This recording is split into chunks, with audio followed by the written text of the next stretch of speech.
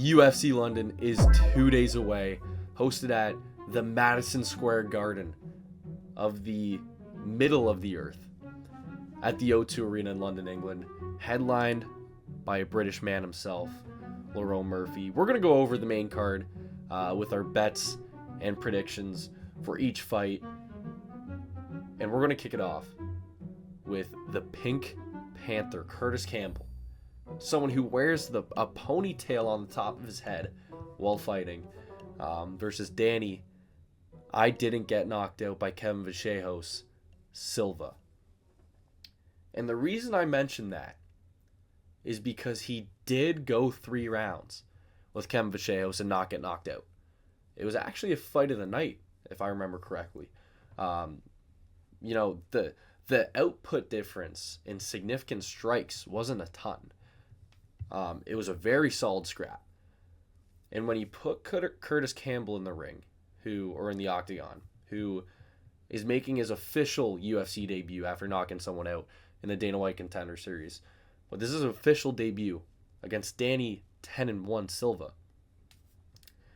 I'm going to take the guy who's been in the octagon with a monster like Kevin Vachejos. Danny Silva's plus 190, his money line. I'm going to take that.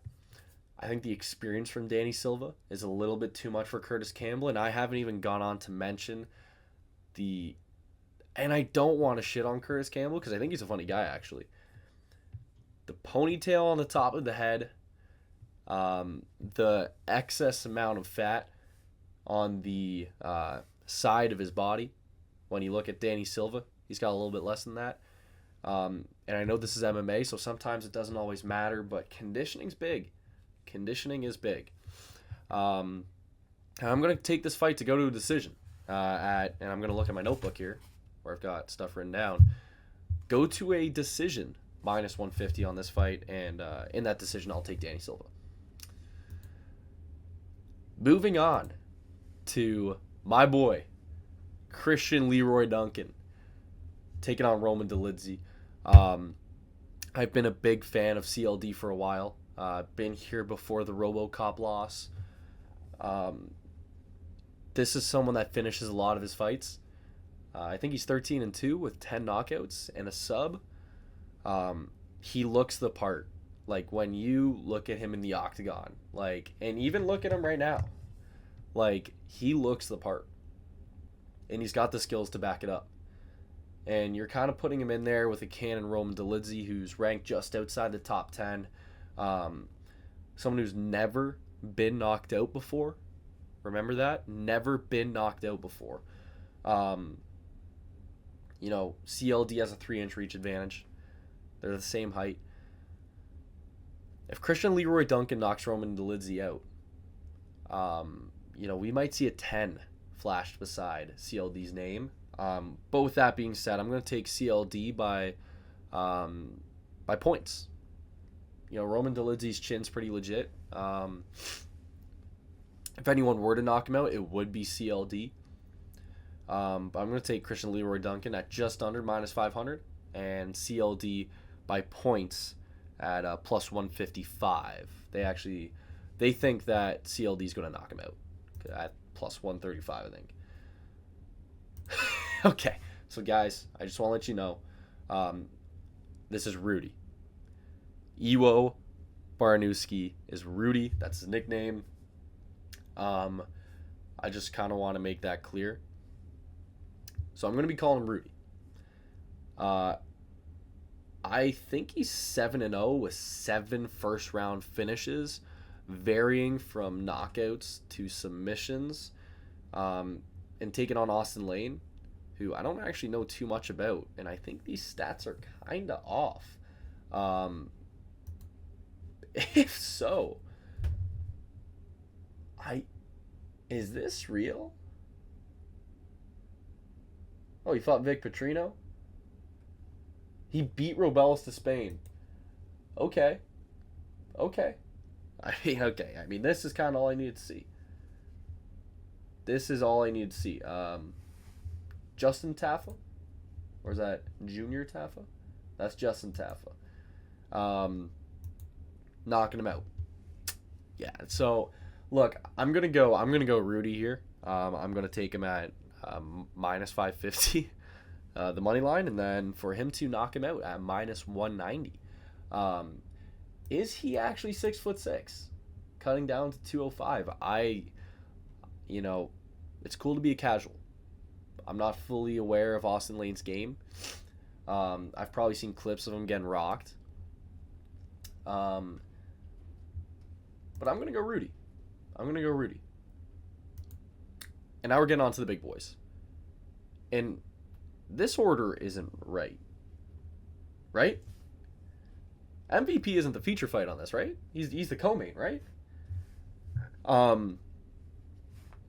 Anyways, news comes out that Michael Venom Page actually trained with Sam Patterson. I believe he helped him train for the Kevin Holland and Ian Gary, and maybe the one more fight, maybe the Chara Bull fight. And this is Sam Patterson, who has 4 first-round finishes in his last 4 fights.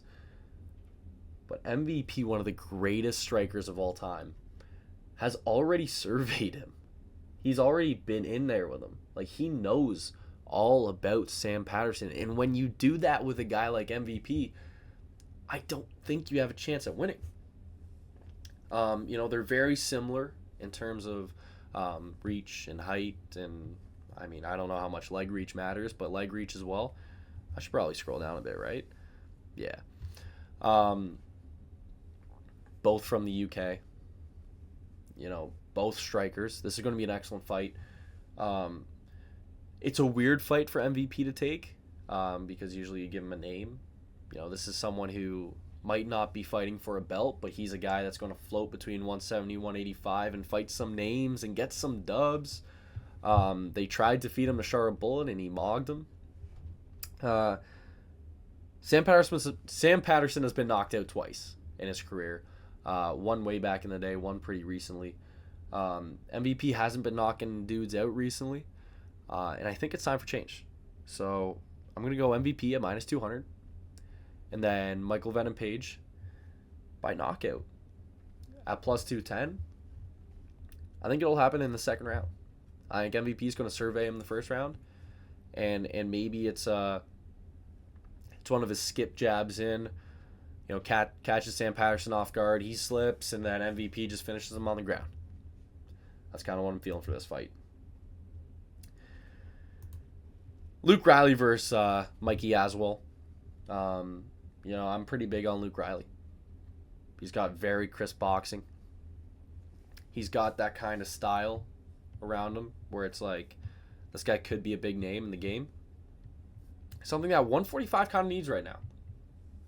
Like a legit, talker. Someone who could be like a Paddy Pimblett. They train together. Someone that could get in there with the likes of Gene Silva and Diego Lopez as kind of the faces of 145. I'm going to go Luke Riley on this one. He's minus 275. Pretty big favorite. Undefeated fighter. A Cage Warriors guy. He's fought at a top level. That's not no regular regional scene. That's a top level. I think he's 12-0 with 9 knockouts. So I'm going to go Luke Riley by knockout in the third round. I don't think Michael Aswell ever been knocked out. Can I double check that? I don't think he's ever been knocked out that I'm aware of. Let's see if it'll show. I mean, from my understanding, he's never been knocked out. So I'm going to go Luke Riley. First round knockout. I'm going to go Luke Riley first round knockout. I think he's going to come out flying. And this is what we're here to talk about. Movsar gets back in the octagon after, what was his last fight? The Aljo fight?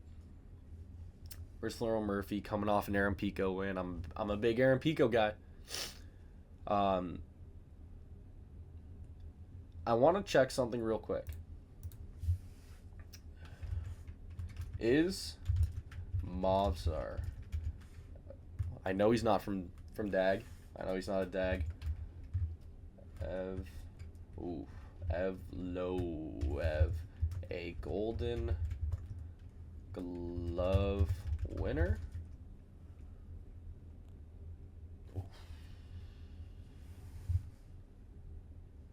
Ooh.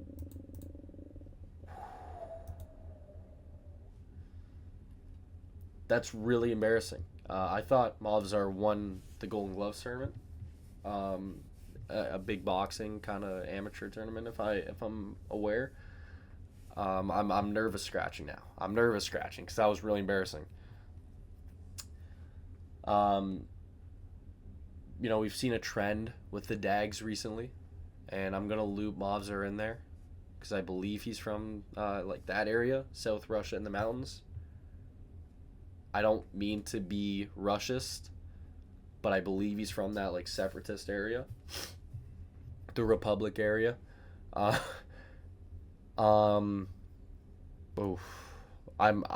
been thrown for a loop now, fellas. I'm not gonna lie. I thought Movsar was a Golden Gloves winner, and I was gonna use that as a part of my argument to pick Movsar by minus 200, because I was going to talk about the trends that the Dags have been doing, and the Republic Russia people just taking people down and smudging. And I was going to say that he can do that, but he can also stand and bang with Lerone. And now I've kind of been tossed for a loop. Now I'm kind of like, my mind is spinning now. Does this make me like rip out my notebook where I have some stuff? Does this make me rip it out and reconsider everything? I feel like I'm on the edge of the Titanic right now, looking over the balcony in the water. And I'm like, do I go with Lerone, who is a smart fighter, not the best at anything but amazing at everything? He's 17-1 for a reason. Almost lost to Dan Ige, but he's 17-1 for a reason. Didn't have a great performance against Josh Emmett. Movsar's been in there with Arnold Allen, arguably lost to Arnold Allen, but was in there. He beat Aljo, arguably lost to Aljo.